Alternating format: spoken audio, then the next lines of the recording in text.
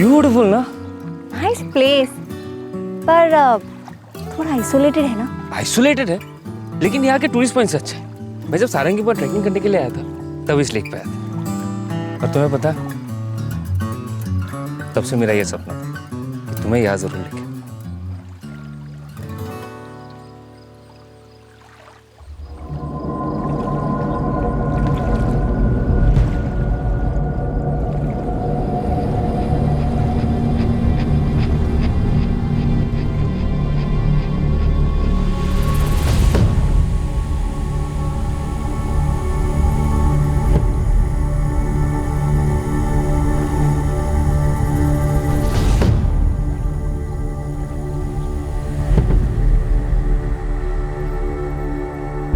गौरव Roy trekking के लिए तारदुर्ग hill station पहले कई बार आ चुका था। गौरव का सपना था कि वो अपनी गर्लफ्रेंड को सारंगी पॉइंट के पास वाली लेक पर जरूर लेकर आएगा। जब रुचिका सेन उसकी गर्लफ्रेंड बनी तो गौरव का सपना पूरा हुआ। गौरव और रुचिका एक दूसरे में खोए हुए थे। वो उस खतरे को देख नहीं पाए जो उनके लिए घात लगाकर बैठा था।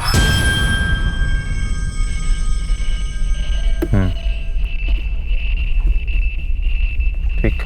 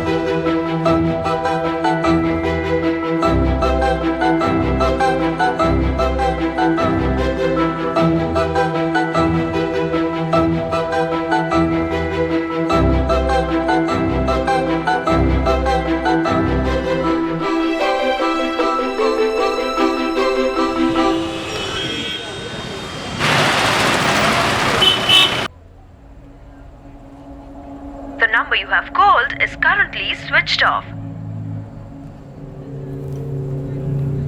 কি হলো? কিছু না জানো, ये रुचिका का सेल फोन स्विच ऑफ आ रहा है और गौरव का भी। इतनी रात के फोन स्विच ऑफ आ रहा है? अरे तो गौरव के बाबा को फोन करो ना। रवि बाबू, हम लोग भी 1 घंटे से कोशिश कर रहे हैं। हाँ, मैं और सुमति दरअसल आप ही को फोन लगाने वाले थे। अजीब बात है नहीं प्रभाकर दा, रुचिका ने कहा था कि तारदुर्ग पहुंचते ही फोन करेगी। पूरा दिन निकल गया और अब तक कोई खबर नहीं। मेरी गौरव से बात हुई थी रवि बाबू, वो लोग तब सारंगी पॉइंट लेक पहुंचते ही थे। हाँ बाबा, हम लोग सारंगी पॉइंट पहुंच गए। यहाँ पे हम 5:30 बजे तक स्केचिंग करेंगे, फिर तारदुर्ग स्टेशन जाएंगे। वहाँ पे 9:30 की ट्रेन है पियातपुर के लिए। अच्छा बेटा, संभाल के रुचिका का ख्याल रखना। और सुनो, तारदुर्ग स्टेशन पहुंचते ही फोन जरूर करना। है बाबा, तारदुर्ग स्टेशन पहुँच के आपको फ़ोन करता हूँ। अपनी चिंता करो ना, ठीक है? रखता हूँ। ओके बेटा। प्रभाकर दा, मेरी रुचिका से उससे पहले बात हुई थी जब वो सारंगी पॉइंट लेक के पास पहुंच रहे थे। बाबा नहीं, हम लोग अभी तक ना सारंगी पॉइंट के पास वाले लेक नहीं पहुंचे। अभी और शायद आधा घंटा है। भाई, हाँ सर, आधे घंटे में पहुंचा दोगे? उससे ज़्यादा टाइम लगेगा? नहीं सर, आधा घंटा कहाँ, बस 15 मिनट में पहुंचा दूंगा।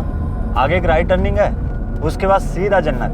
बेटा गौरव के साथ ही रहना, अकेले इधर उधर मत जाना। मैं क्या छोटी बच्ची हूँ जो गौरव का हाथ पकड़ पकड़ कर चलूंगी? अच्छा मेरी माँ, ठीक है, अब ज्यादा लेक्चर ना दे। ये ना आप मम्मा को देना मेरी तरफ से। चलो बाय, मैं रखती हूँ। हाँ, तारदुर्ग स्टेशन पहुँच के फोन करती हूँ मैं, ठीक है? शायद रियादपुर पहुंचकर फोन करें। प्रभाकर दा, जब दोनों ने कहा था कि वो तारदुर्ग पहुंचकर फोन करेंगे तो भूल कैसे गए? और दोनों को फोन कैसे स्विच ऑफ आ रहे हैं? थोड़ा और इंतजार करते हैं। रवि बाबू आप टेंशन मत लो, सुबह होने तक तो फोन आ ही जाएगा।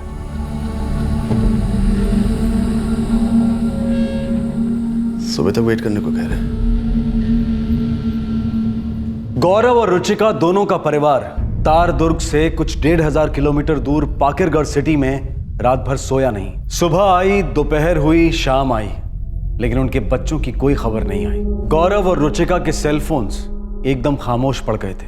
तारदुर्ग से दोनों कहीं जाने वाले थे। हो सकता है कि लास्ट मिनट में कोई प्लान में बदलाव आ गया हो। अगर प्लान में कोई भी बदलाव आता तो मेरी बेटी रुचिका फोन जरूर करती। वो दिन में रोज 2 बार फोन करती है मुझे। गौरव मुझे फ़ोन करता सर।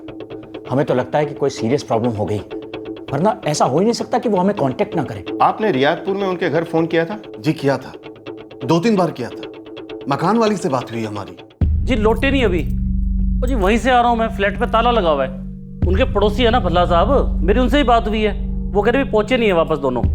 देखिए रॉय बाबू और सेन बाबू, मैं यहाँ अभी एक डायरी एंट्री कर सकता हूँ। बाकी मिसिंग कंप्लेंट तो सिर्फ रियादपुर में ही दर्ज हो सकती है, क्योंकि आपके बच्चे रहते तो वही है ना।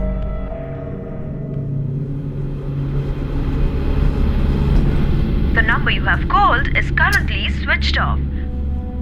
अभी भी स्विच ऑफ आ रहा है। जी बेटा, तुम्ही कोথায়?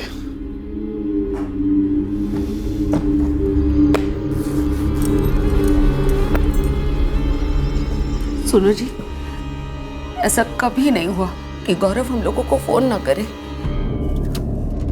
खूब भय लागছে, कहीं लोगों को कुछ हो तो नहीं गया। सुमति ऐसा नहीं बोलते। वो बच्चे हैं हमारे, उन्हें कुछ नहीं होगा। चुप हो जाओ।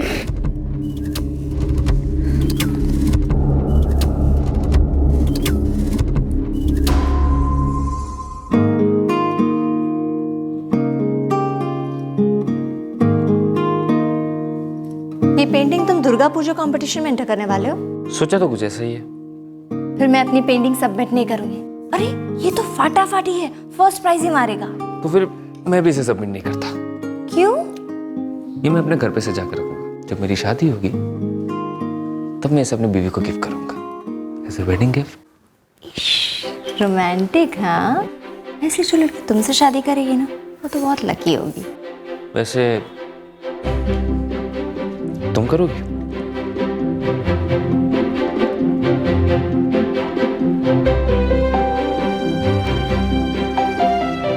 क्या हुआ? मुझसे शादी करोगी मिस रुचिका से? मैं तुमसे 2 साल बड़ी, समझे? ठीक है, 2 साल बाद मैं जब बड़ा हो जाऊंगा फिर शादी कर लेते हैं। अब तो ये पेंटिंग हमारी शादी का इंतजार करेगी।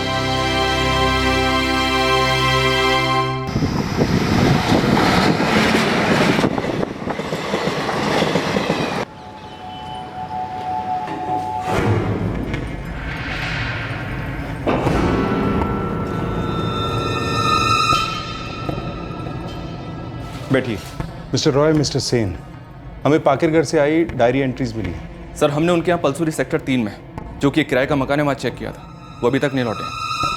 तारदुर्ग रियादपुर एक्सप्रेस ट्रेन की लास्ट 4 दिन की सभी ट्रेन लिस्ट छान मारी है। वो इनमें से किसी भी ट्रेन में नहीं थे। 4 दिन हो गए, हमारे बच्चों की कोई खबर नहीं है। हमें बहुत डर लग रहा सर। तारदुर्ग में जिस होटल में रुके थे वहाँ चेक किया? जी हाँ सर, मैंने कॉल किया था। 4 दिन पहले 16 अक्टूबर के सुबह चेकआउट कर गए। कह रहे थे सारंगी पॉइंट के पास वाले लेक पर जा रहे हैं, और रात में रियादपुर के लिए उनकी ट्रेन भी थी। उसके बाद दोबारा उनको नहीं देखा।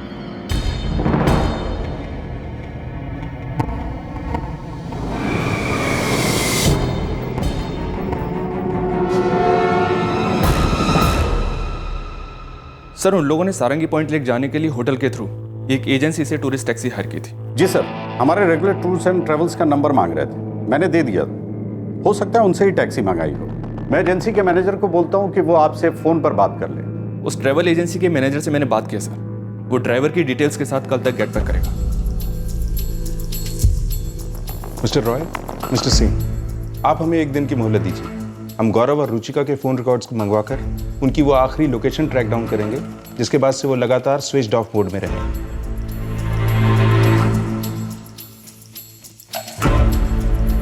गौरव के पिता प्रभाकर रॉय और रुचिका के पिता रविंद्र सेन दोनों ने रियादपुर में अपना ठिकाना बना लिया। वो अपने बच्चों की खबर सुने बगैर रियादपुर छोड़ने वाले नहीं थे। 5 दिन हो चुके थे, लेकिन रुचिका और गौरव की कोई खबर नहीं थी। छठा दिन आया और अपने साथ एक खबर लेकर आया जिसने सबके होश उड़ा दिए।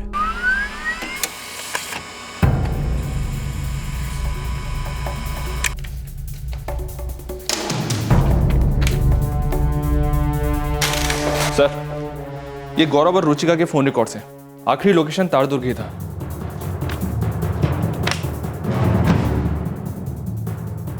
समझो वो अभी तारदुर्ग में ही है। सोचा होगा कुछ दिन और रुक लेते हैं, कुछ जगह और देख लेते हैं, लेकिन फोन स्विच ऑफ क्यों करेंगे? सर, तारदुर्ग पुलिस ने टूरिस्ट टैक्सी के ड्राइवर को ट्रैक कर लिया है। हाँ साहब, मैं ड्राइवर विजय खत्री बोल रहा हूँ साहब। क्या बात हुई साहब? कोरावल पुलिस स्टेशन आ जाओ। आ जाता हूँ साहब, पर आप बुला क्यों रहे हैं साहब? तेरे घर आके बताऊं तुझे क्यों बुला रहे हैं? गाड़ी भिजवाऊं तेरे लिए? नहीं साहब, ऐसी तो कोई बात नहीं है साहब। दरअसल ना बात ऐसी है ना वैसी है विजय खत्री, सीरियस मामला है, फटाफट आ जा। ठीक है साहब, बस मैं पहुंचा समझो साहब। विजय खत्री, 16 अक्टूबर को तुमने होटल शिखर रत्न से गौरव रॉय और रुचिका सेन को पिकअप किया था। एक जवान कपल था। हाँ साहब, किया ना।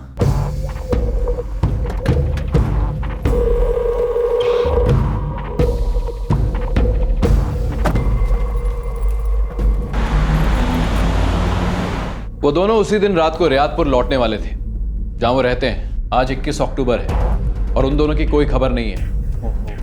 क्या हुआ उन्हें साहब? तुम्हारे साथ थे दोनों, तुम ही बताओ क्या हुआ उनके साथ। साहब, मैं तो उन्हें सिर्फ सारंगी पॉइंट तक ले गया था और फिर शाम को तारदुर्ग स्टेशन छोड़ाया। अरे भाई जल्दी करो यार, लेट हो रहा है। 9:30 की ट्रेन है। वो तारदुर्ग रियादपुर एक्सप्रेस सर? हाँ। ओके सर, बैठिए।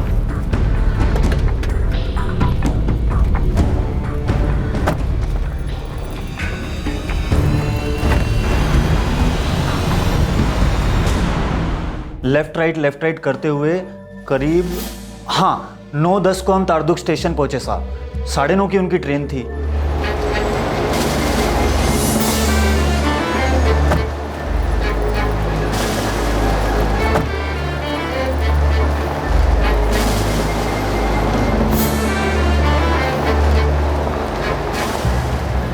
उसके बाद साहब उन्होंने ट्रेन ली कि नहीं ली या कहीं और चले गए, कैसे गए, क्यों गए, मुझे कैसे पता साहब? उन दोनों को उसी रात रियादपुर पहुंचना था, पर ऐसा हुआ नहीं। क्यों? एक तो सच में मुझे ये समझ नहीं आ रहा कि आप मुझसे ये सब कुछ क्यों पूछ रहे हैं। देखो साहब, मैं टैक्सी चलाता हूँ, रोज़ या नए टूरिस्ट आते हैं, हम उन्हें जो डील होती है उस हिसाब से घुमाते हैं, फलानी जगह से फलानी जगह ले जाते हैं, बस। इसके अलावा हमारा उन लोगों से कोई लेना देना नहीं होता साहब। जवान लड़का लड़की थे साहब। ऊपर वाले से यही दुआ करता हूँ कि जो भी मामला हो ठीक से सुलझ जाए।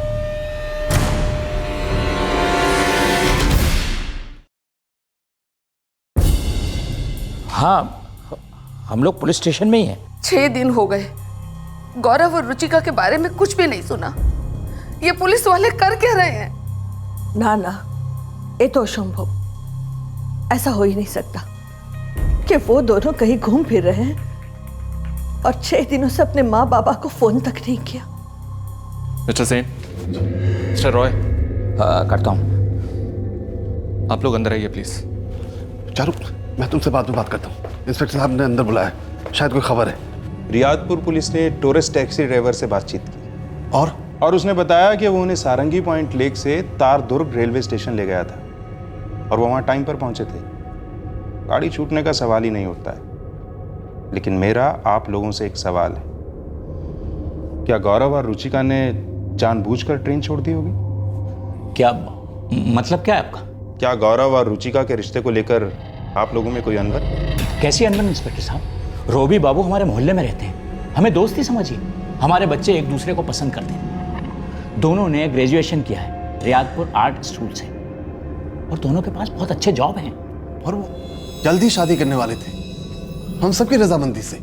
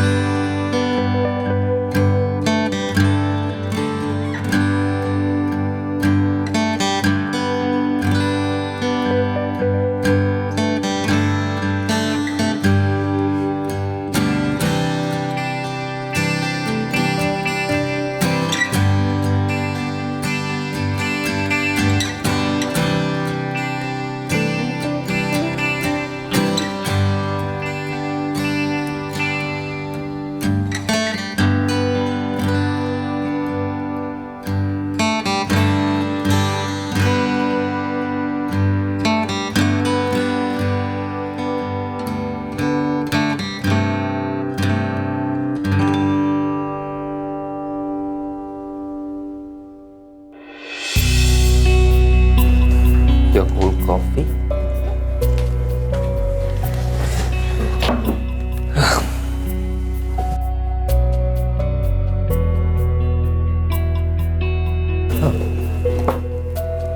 तुम कुछ कहना चाहती हो? तो कहती क्यों नहीं? एक्चुअली मैं सोच रही थी कि कुछ कहूँ या कुछ पूछूं। कहो? नहीं, एक्चुअली पूछती हूँ। अच्छा वाह, पूछो। तुम्हें याद है वो पेंटिंग जो तुमने उस लड़की के लिए बनाया था जिसके साथ तुम शादी करने वाले हो? हाँ, है एक लड़की, रुचिका सेन है उसका नाम। एकदम फाटाफाटी लड़की है। तो तुमने उसे शादी के लिए प्रपोज किया? क्या जवाब दिया उसने? क्या है ना, मैं उस लड़की को दिल से प्यार करता हूँ। अगर वो शादी के लिए इनकार भी कर दे तो वो पेंटिंग उसके लिए हमेशा इंतजार करेगा। तो जाके कह दो उस पेंटिंग से और इंतजार ना करे।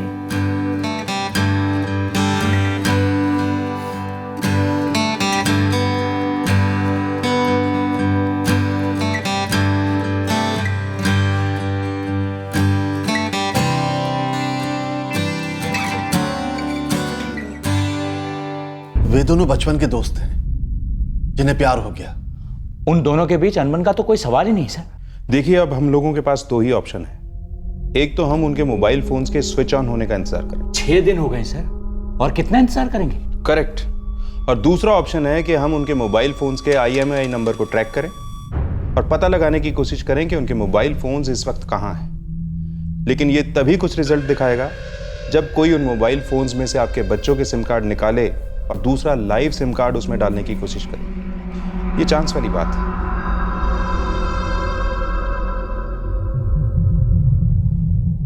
जब किसी के बच्चे गायब हो जाएं, तो चांस का हर तिनका मायने रखता है। रॉय और सेन परिवार चांस के इस तिनके को ऐसे पकड़े हुए थे जैसे कोई मझधार में लकड़ी के टुकड़े को पकड़ता है। एक ही तरीका था उनके लिए ये जानने का कि आखिर उनके बच्चों के साथ हुआ क्या है। अगर उनके बच्चों के फोन्स कोई तीसरा इस्तेमाल कर रहा है तो क्या मतलब बनता है इसका?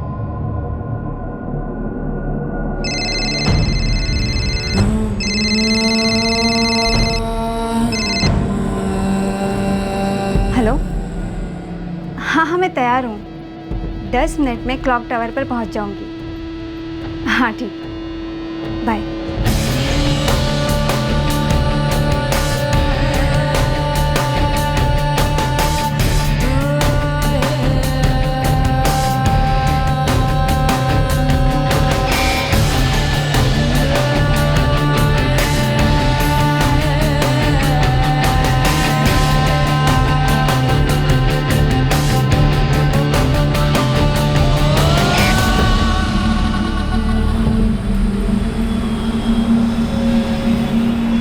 सात दिन हो गए, हमारे बच्चों की कोई खबर नहीं। कितने खुश हैं वो एक दूसरे के साथ, कितना प्यार करते हैं एक दूसरे से। पता नहीं कहां चले गए। प्रभाकर दा, आपको लगता है वो दोनों हम सबको बिना बताए कहीं जाएंगे? हमारे बच्चे ऐसा करेंगे? उन्हें मालूम है हमें फिक्र होगी उनकी, फिर वो ऐसा क्यों करेंगे? वो ऐसा कर तो नहीं सकते। मुझे लगता है वो कहीं गए नहीं है। अपनी मर्जी से तो नहीं गए। काश कि वो अपनी मर्जी से ही कहीं चले गए हों, ताकि अपनी मर्जी से ही वापस आ जाएं। मैं कुछ और सोचना ही नहीं चाहता। मैं कुछ भी नहीं सोचना चाहता रवि बाबू। मैं भी कुछ और नहीं सोचना चाहता हूं। आंखों के सामने ऐसे ऐसे नजारे आते हैं कि बदन का पूरा खून ठंडा हो जाता है, बर्फ की तरह।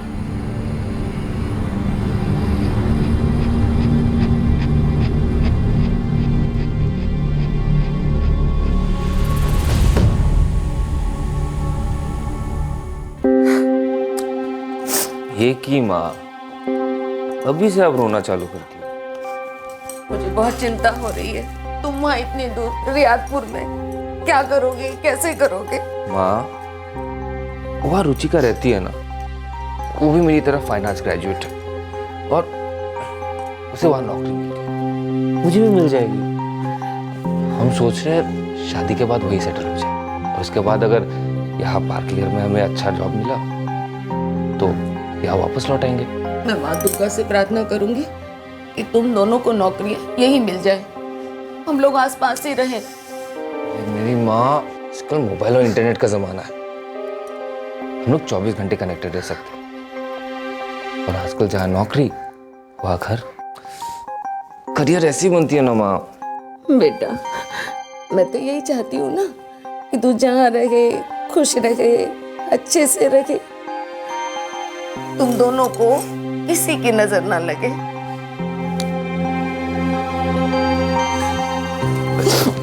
अब रोना मत माँ।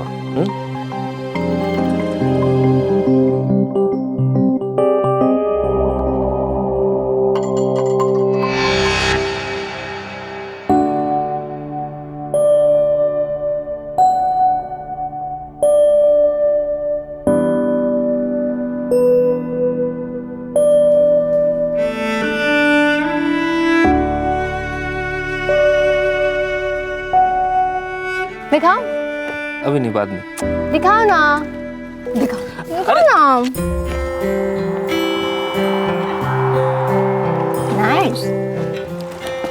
अब ये अभी देखने की क्या जरूरत है? क्यों? ये तो देखे हो ना तुम। नहीं, मैंने नहीं देखा है, ये तुम्हारा न्यू बुक है। चोरी पकड़ी जाएगी हंसते। हाँ?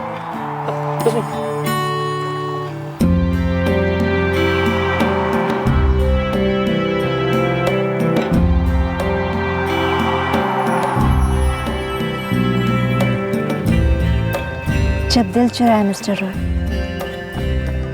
तो ये चोरी क्या चीज है? गौरव, बोलो ना, हम ये शादी वाले कपड़े कब पहनेंगे? शादी वाली कपड़े?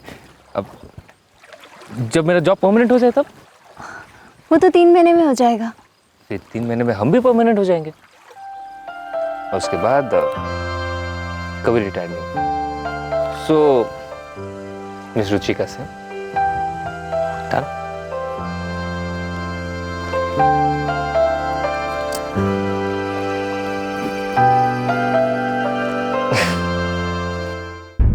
ओके, नंबर बताओ। 444567847। ओके,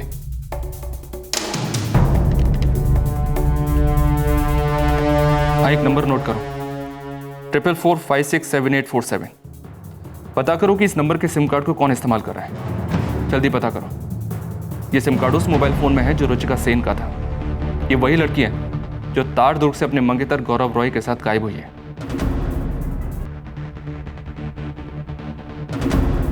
8 दिन हो गए थे, गौरव और रुचिका की कोई खबर नहीं थी।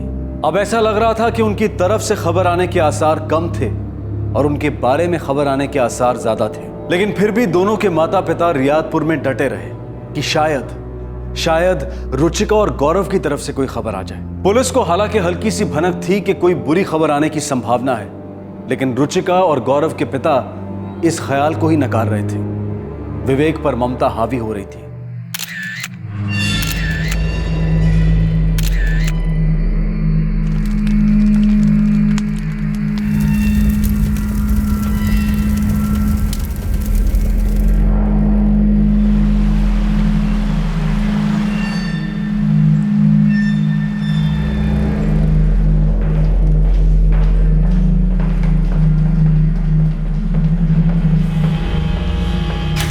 सर, रुचिका का मोबाइल फोन इस्तेमाल हो रहा है। नंबर है 444567847 और ये नंबर किसी मनीषा राणा के नाम पर है।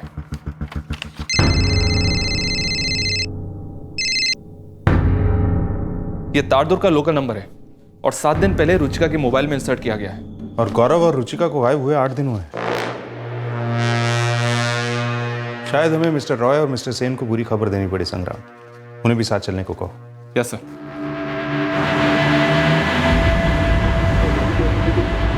ये मनीषा राणा कौन है?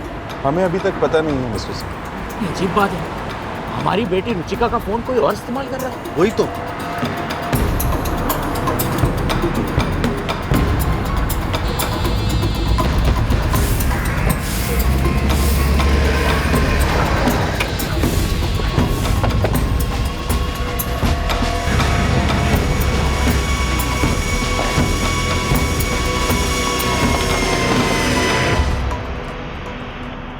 मनीषा राणा कौन है? मैं हूँ।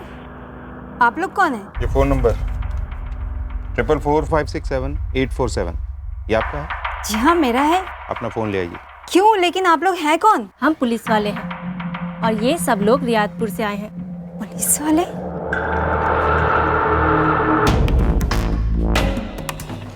ये फ़ोन आपको कहाँ से मिला? तोहफे में मिला है। 8 दिन पहले मिला था ये तोहफा। सर कुछ नहीं मिला।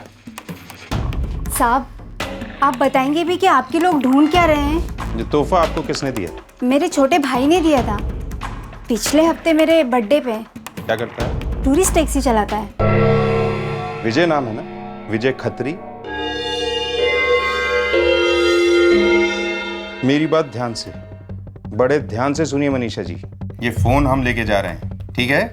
अगर ये बात आपने अपने छोटे भाई को बताई कि हम यहाँ आए थे, तलाशी ली, पूछताछ की, ये फोन अपने साथ ले गए, तो मैं आपसे वादा करता हूँ मनीषा राणा जी, आप जिंदगी भर पछताएंगी। लेकिन ऐसा हुआ क्या है? कोशिश आप बहुत अच्छी कर रही हैं अनजान बनने की, लेकिन आपके चेहरे का मुखौटा बता रहा है कि आप काफी कुछ जानती हैं। विजय खत्री को फोन लगाओ। Yes sir.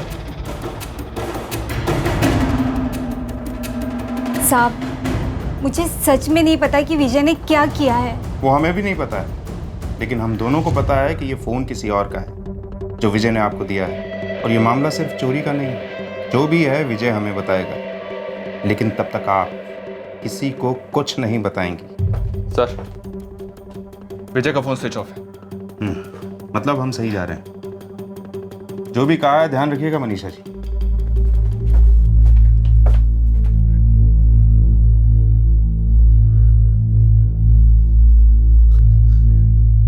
ये फोन मेरी बेटी का है।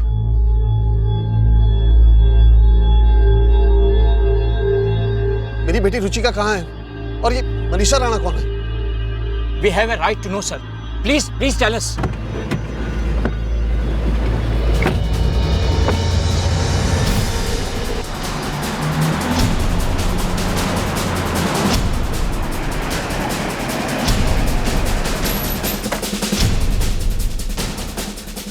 सर देखिए, हम भी आपके साथ चलेंगे। आप लोग हमें कुछ बताते ही नहीं। आप लोग प्लीज यहीं पे वेट कीजिए, हम आपको बताते हैं।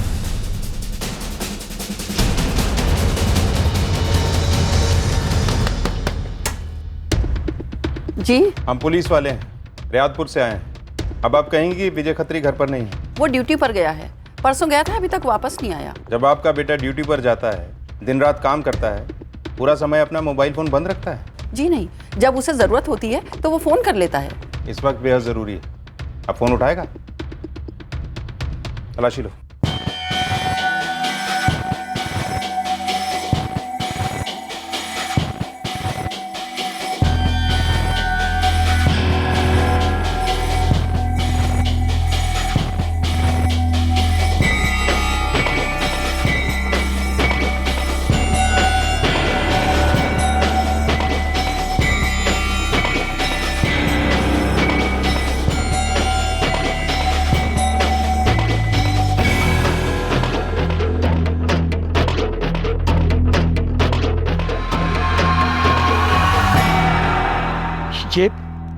ये मेरे गौरव का स्केच है। और ये मेरी बेटी रुचि का, ये उसका बैग है। ये मेरे बेटे गौरव का बैग है और उसी का लैपटॉप है। ग्रेजुएशन के बाद मैंने उसे गिफ्ट किया था 6 महीने पहले। सर अब तो बताइए ना, हमारे बच्चे कहाँ हैं? सर कुछ तो बोलिए। कुछ हो गया है उन्हें? हाँ, आप बोलते क्यों नहीं? देखिए, आपको मेरी कसम, सच बताइए। मुझे भी आना है वहां। हाँ, मुझे आना है वहां। ऐसे कैसे उनकी चीजें किसी और के घर में मिल सकती है? आप मुझसे कुछ छुपा रहे हैं ना? हाँ, आपकी आवाज क्यों कांप रही है? बोलिए ना, क्या हुआ हमारे बच्चों को?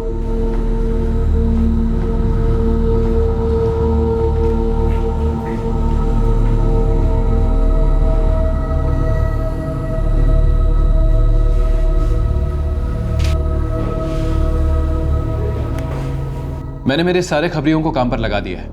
विजय खत्री ज्यादा दूर नहीं भाग पाएगा। वो आपके हाथों में था, यहाँ इसी थाने में। हाँ, तब हमने सोचा नहीं था कि वो इन सब के पीछे होगा। यहाँ रोज रोज तो ऐसा होता नहीं है। इसीलिए ये ज्यादा जरूरी था इंस्पेक्टर ने की। ड्राइवर विजय खत्री आखिरी आदमी था जिसके साथ वो लास्ट देखे गए थे। जरूरी था कि आप उसके घर की तलाशी लेते। तब सिर्फ 5 दिन हुए थे उन्हें गायब हुए। ये सारी चीजें तभी मिल जाती खत्री लॉकअप में होता और सारे सवालों के जवाब दे रहा होता। विजय खत्री लॉकअप में होगा, बहुत जल्द होगा इंस्पेक्टर, और सारे सवालों के जवाब हम उसके हलक से कुरेद कुरेद कर निकालेंगे। तारदुर्ग हिल स्टेशन पर छाई मायूसी और निराशा की धुंध अब खुल गई थी और एक कड़वे सच का चेहरा सामने आ गया था। एक ऐसा सच जो दुनिया के कोई भी माँ बाप न कभी सुनना चाहते हैं न देखना। मुजरिम का चेहरा भी काफी स्पष्ट था। विजय खत्री, टूरिस्ट टैक्सी का ड्राइवर जो इस जोड़े को सारंगी पॉइंट के पास वाली लेक पर ले गया था। अब यह जानना जरूरी था कि वहां ले जाने के बाद एग्जैक्टली हुआ क्या। इसका जवाब सिर्फ विजय खत्री दे सकता था।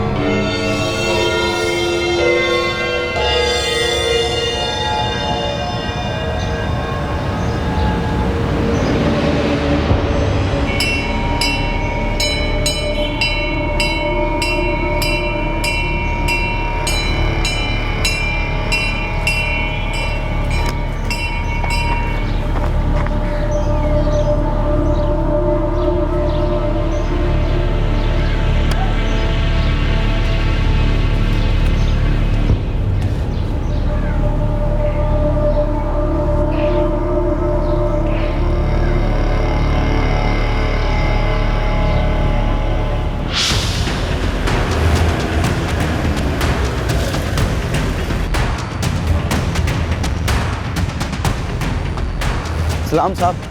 अच्छे झुक।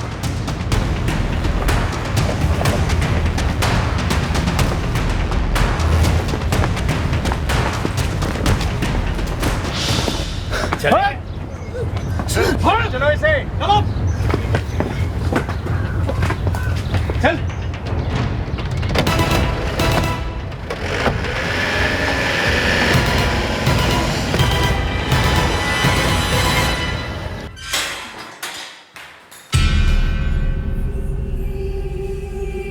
पहले बुलाया था तो सच बोल सकता था, अब घसीट कर लेकर आया हूं तो सच अंदर से निकलेगा।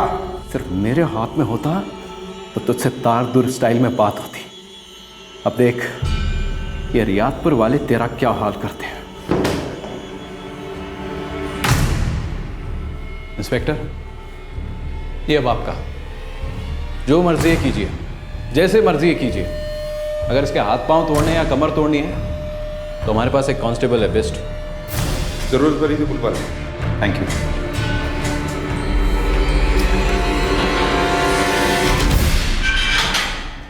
रुचिका का फोन तुमने अपनी बहन मनीषा को तोहफे में दिया था? साहब मुझे नहीं मालूम था वो फोन किसका था साहब। मुझे तो कार की पीछे वाली सीट से मिला साहब। मैंने बहन को गिफ्ट कर दिया।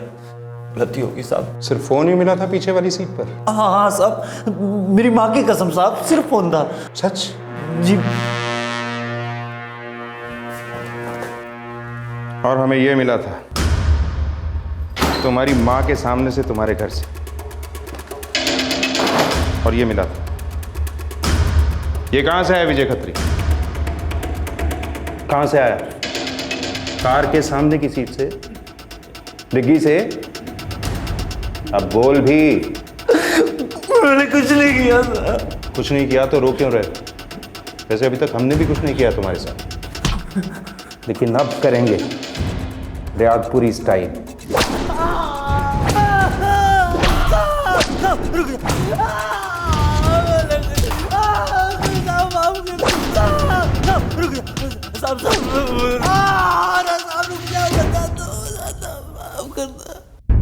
हाँ भैया, कल के लिए एक टैक्सी चाहिए। सारंगी पॉइंट के पास वाले लेक में जाना है। उसके बाद 9 बजे तारदुर्ग स्टेशन, 9:30 की ट्रेन है। मिल जाएगी सर। बोलिए कितने बजे चेकआउट है आपका? 9 बजे नाश्ता करने के बाद। मैं ठीक 8:45 बजे शिखर रत्न होटल टच हो जाऊंगा सर। आप एक काम करना, आपका चेकआउट हो ना तो आप मेरे को बता देना सर, मैं लॉबी में आ जाऊंगा।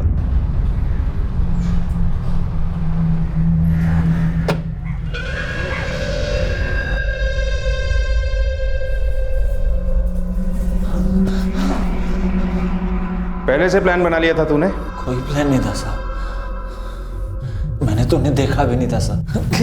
फिर प्लान कब बनाया? उन्हें देखने के बाद? ऐसा क्या दिखाई दिया था उनमें?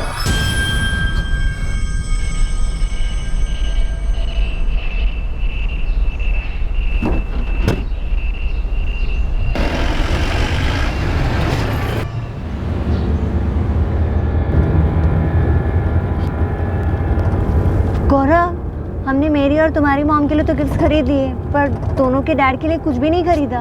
सामने एक हैंडीक्राफ्ट का दुकान है, वहाँ चलते हैं, वहाँ से कुछ ले लेंगे। अब थोड़ा महंगा है लेकिन अच्छा क्वालिटी। अब विजय।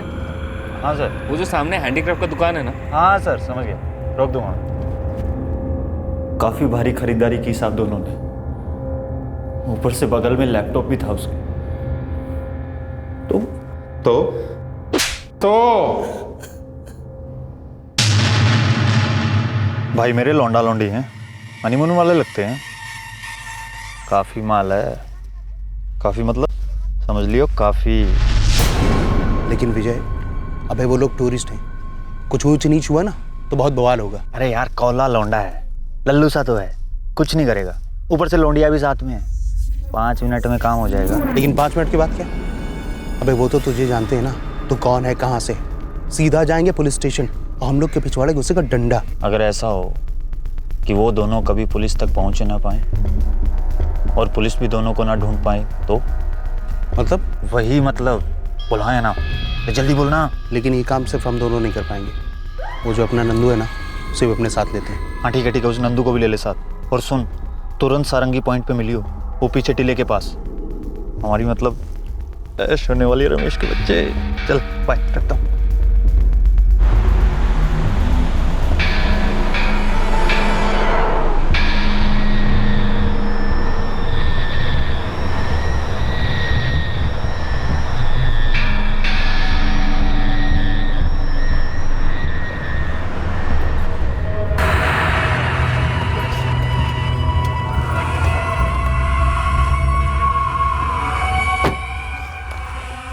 मस्त है ना? ये लीजिए सर, आ गया आपका पॉइंट। आप लोग एंजॉय कीजिए सर। सर मुझे एक ना छोटा सा काम है 1 घंटे का, मैं निपटा के आ सकता हूँ सर, प्लीज़ सर। वैसे भी आप लोगों को यहाँ कम से कम 1 घंटा तो लगेगा ही सर। मैं आपका सामान भी यहीं उतार देता हूँ सर। हाँ उतार दो।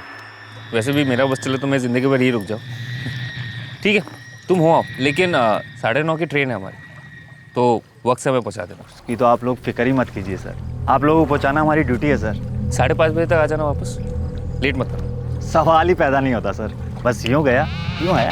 अच्छा वो सामान? हाँ मैं उतारता हूँ, बस थोड़ी हेल्प कर दीजिए सर। सामान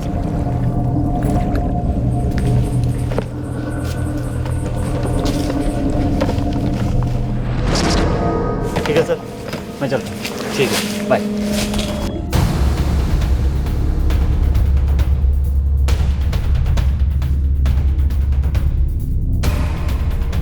कब आ रहा है? अरे बोला तो आने के लिए भी, पता नहीं कब आया। ना टाइम हो गया।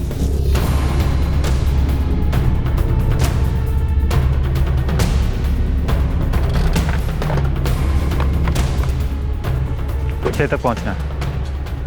अब लेकिन यार आते वक्त वो लोग स्टेशन वाले रास्ते से आएंगे और जाते वक्त दूसरा रास्ता देखेंगे तो पहचान जाएंगे, तब क्या करेंगे? यार 6 तक अच्छा खासा अंधेरा हो जाएगा, अंधेरे में किसी को क्या पता चलेगा कौन सा रास्ता था कौन सा नहीं। लेकिन हम क्या करेंगे? अरे यार लूटेंगे और सब कुछ लूटेंगे, कुछ भी नहीं छोड़ेंगे पीछे, समझे कि नहीं? वो दोनों कभी किसी को नहीं मिलेंगे।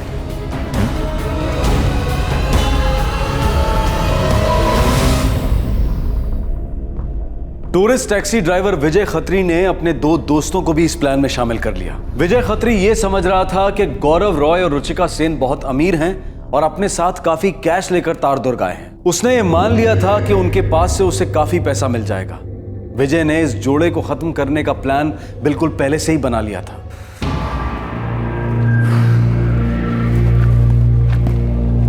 कोई दिखाई भी नहीं दे रहा, भी नहीं ले सकते। देखो ना एक बार फिर से कॉल करो। कब से तो ट्राई कर रहा हूँ, किसी और का नंबर क्या?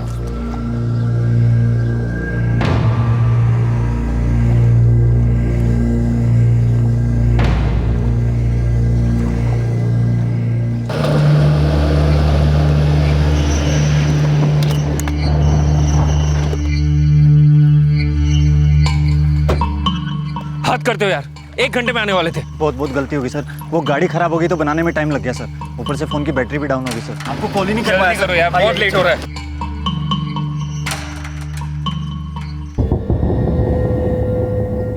ये गाड़ी के अंदर कौन है? कोई नहीं है सर, बैठिए ना। कोई नहीं का क्या मतलब? ये टैक्सी हमने बुक की है ना, तो इसमें आप किसी और को नहीं बिठा सकते, उसे अभी उतारो। मैडम मेरी बात सुनिए, वो मेरे गांव वाला ही है मैडम, वो गाड़ी खराब हो गई तो उसने मेरी मदद की मैडम। मैडम उस चक्कर में बेचारे की बस ही छूट गई। प्लीज़ सर, 20 मिनट का तो रास्ता है, उसके बाद उसको कोई बस नहीं मिलेगी मैडम। प्लीज़ मैडम एडजस्ट कीजिए ना प्लीज़ सर। ऑप्शन भी नहीं है यार हमारे पास। चलो चलो सर, वो ट्रेन भी निकल जाएगी, टाइम हो रहा है।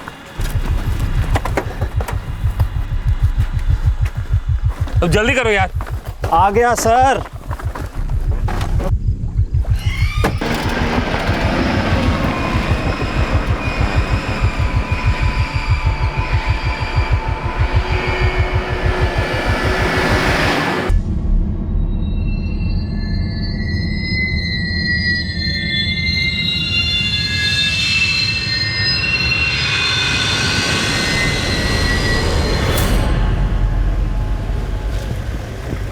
भाई जी, बामापुर गांव तक छोड़ दोगे? क्या हुआ? 1 घंटे से खड़ा हूँ, अभी तक बस नहीं आई। घर पर बच्चे बीमार है भाई, बहुत मेहरबानी होगी आपकी। साहब कुछ ज्यादा नहीं हो रहा है? अगर हमें सबको बिठा बिठा के लेके जाना होता तो हम लोग टैक्सी क्यों करते? बस में चले जाते ना। सर पुराना मानो एक बात बोलूं सर, पर कभी इस इलाके की बसों में बैठोगे ना आप, तो आपको समझ आ जाएगा कैसी है यहाँ की बसें। अरे हमें तुम्हारी लेक्चर नहीं सुननी, हमें स्टेशन पहुंचना है, जल्दी चलो यहाँ से। लेक्चर वाली कोई बात नहीं थी मैडम। देखो मैडम, आप लोग तो पढ़े लिखे हो, इतने समझदार हो, अच्छी अच्छी बातें जानते हो। सच में इस इलाके की बहुत हालत खराब है। हम टैक्सी वाले जितने भी हैं ना, इन गांव वालों की खूब मदद करते हैं, पूरे गांव वाले भी हमारी खूब मदद करते हैं। क्यों भाई? हाँ हाँ साहब तरस खा लो ना बेचारे पे, बेटी बीमार है, कहीं कुछ हो गया, और ये बमावर गाँव तो पास में ही है, छोड़ देंगे ना साहब? अच्छा ठीक है, लेकिन इसके बाद गाड़ी कहीं नहीं रुकनी है। हाँ हाँ पक्का। ओए बैठ, चल चल, आराम से बैठियो। हाँ सामान है संभाल के। हाँ सब।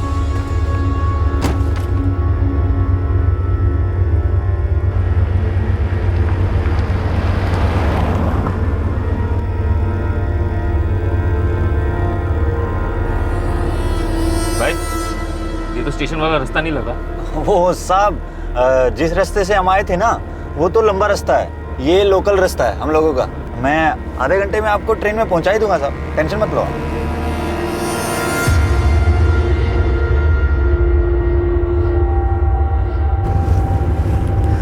गौरव, ये जो पीछे 2 लोग हैं ना, ये लोग मुझे घूर रहे हैं और पीछे से शराब की बदबू भी आ रही है।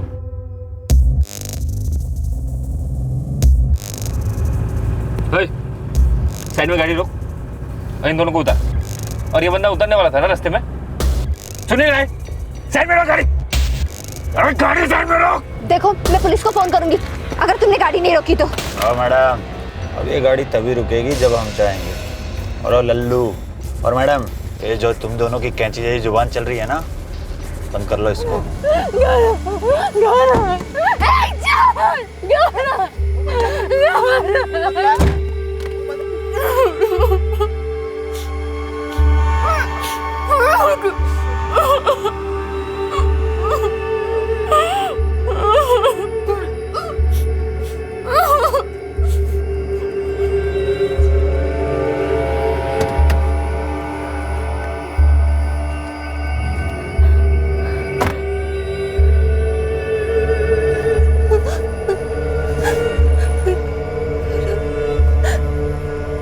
उठो ना। क्यों? तुम लोग नहीं मनाओगे सुहाग रात है? बहुत टाइम हो गया, खत्म करना होगा उसको।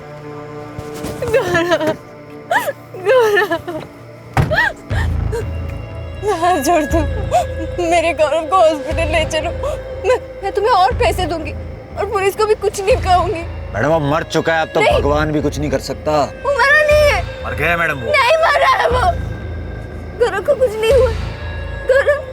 गौरव उठो ना, देखो ना ये क्या हो रहा है। मैडम आपको अपना गौरव इतना ही प्यारा है तो आपको आपके गौरव के पास पहुंचा ही देता हूँ। आप भी खुश, हम भी खुश।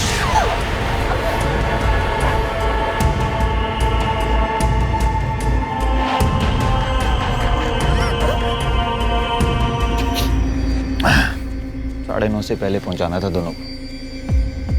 पहुंचा दिया। और अब इन लाशों का क्या करना? अरे करना क्या है, नदी में फेंक देंगे, सड़ जाएगी गल जाएगी, कोई नहीं पहचान पाएगा। और दूसरी लाश? किसी पहाड़ से नीचे फेंक देंगे, जंगली जानवर पार्टी बनाएंगे।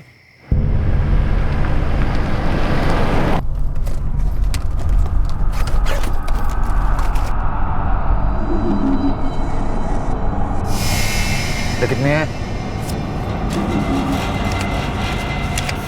25। क्या है बे, इतना सब कुछ किया, इतना जोखिम उठाया और ये हाथ लग गया। रमेश, तू बुलाया मेरे को? अबे मुझे क्या पता था कंगाल पार्टी है। ये विजय, तू तो बोला तो बहुत मालदार पार्टी है। अरे बोल ना किधर है माल?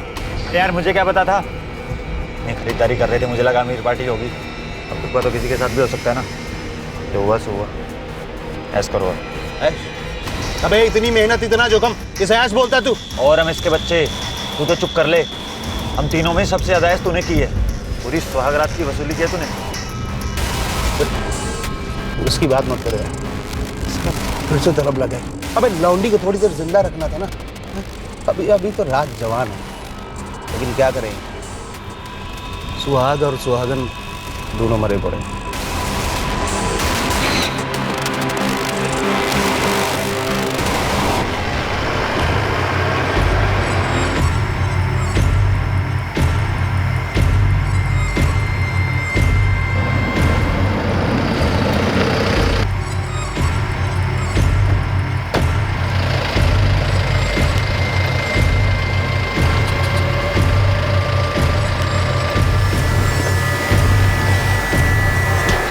लैपटॉप, एक मोबाइल फोन और चंद हजार रुपयों के लिए तुमने एक मासूम जोड़े की जान ले ली। सोच समझकर प्लान बना। बहुत बड़ी गलती हो गई साहब। मालदार होते तो कोई फायदा तो होता साहब। मानता हूं फालतू में मार दिया मैंने दोनों को, पर साहब जो हो गया सो हो गया। सब सच में लगा था कि तगड़ा पैसा होगा दोनों के पास, पर नहीं। क्या करता।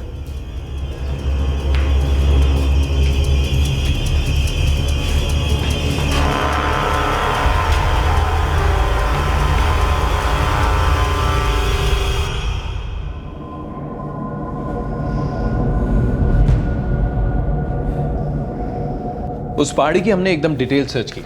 वहां की जो लोकल पुलिस है उन्होंने बताया कि वहां 4 दिन पहले एक लाश मिली तो थी।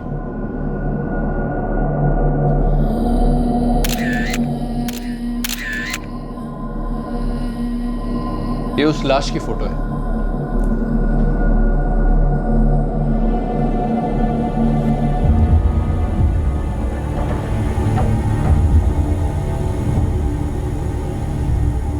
बॉडी 4 दिन पहले मिली थी। मेरा बेटा गौरव है कहाँ? I am sorry mister Roy, local police ने फोटोग्राफ लोकल न्यूज़पेपर में डाली थी। लाश क्लेम करने कोई सामने नहीं आया। हमें भी कोई अंदाजा नहीं था। मेरा बेटा इस वक्त कहाँ है? गौरव की बॉडी अब नहीं है।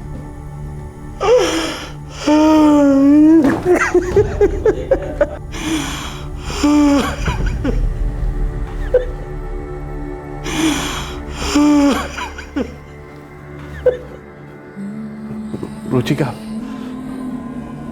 मेरी बेटी रुचिका।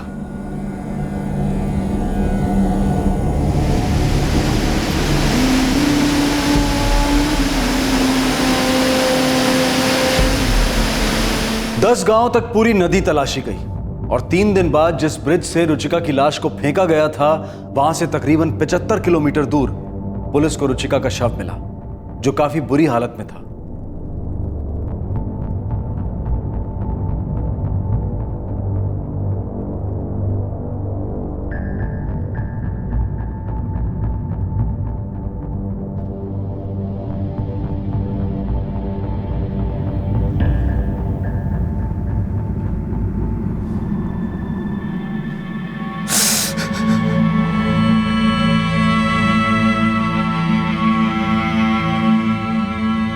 मिस्टर सेन, बॉडी की हालत काफ़ी ख़राब है। इसे यहाँ से 1500 किलोमीटर दूर पाकिरगढ़ भेजना मुश्किल होगा। मेरा सुझाव है कि आप रुचिका की माँ को यहीं बुलाकर यहीं संस्कार कर दें प्लीज़।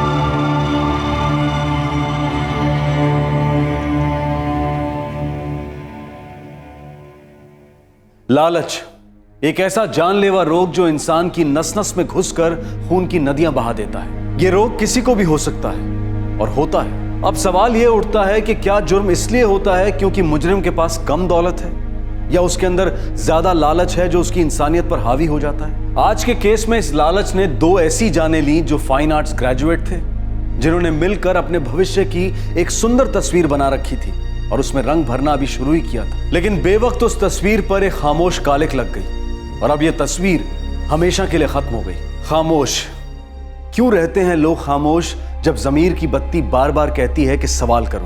विजय ने अपनी बहन मनीषा को एक कीमती सेलफोन गिफ्ट किया। मनीषा जानती थी कि उसका भाई इतना नहीं कमाता, लेकिन फिर भी उसने खामोशी बनाए रखी, सवाल नहीं किया। जब तक सही और गलत का तर्क शोर नहीं मचाता तब तक जमीर के खंबे मजबूत कैसे होंगे। दूसरी ओर इस केस ने हमारे पुलिस सिस्टम की एक कमजोर कड़ी पर भी रोशनी डाली। जिस पुलिस स्टेशन को गौरव की बॉडी मिली, उस पुलिस स्टेशन ने राज्य के बाकी स्टेशंस में उस बॉडी के फोटोग्राफ्स और डिटेल्स नहीं भेजे। बस 4 दिन के अंदर ही उस बॉडी को लावारिस करार दिया गया और जला दिया गया। Modern communication, internet, social media और टेक्नोलॉजी एडवांसमेंट के बावजूद इतना बड़ा लैप्स हुआ। आजकल तो एक फ्लाइट या ट्रेन भी लेट होती है तो एसएमएस आ जाता है, और यहां तो एक इंसानों का जोड़ा 8 दिन लेट था। क्या गौरव और रुचिका की जान बच सकती थी? शायद हां, अगर विजय अपने अंदर के लालच के खूंखार राक्षस को काबू में कर पाता। क्या गौरव और रुचिका को उसी वक्त गाड़ी में बैठने से इनकार कर देना चाहिए था जब उन्होंने रमेश को उसमें बैठे देखा? क्या ऐसा करने से दोनों की जान बच सकती थी? शायद हां, लेकिन ये एक जवान अपनी खुशियों में डूबा नॉर्मल सा जोड़ा था।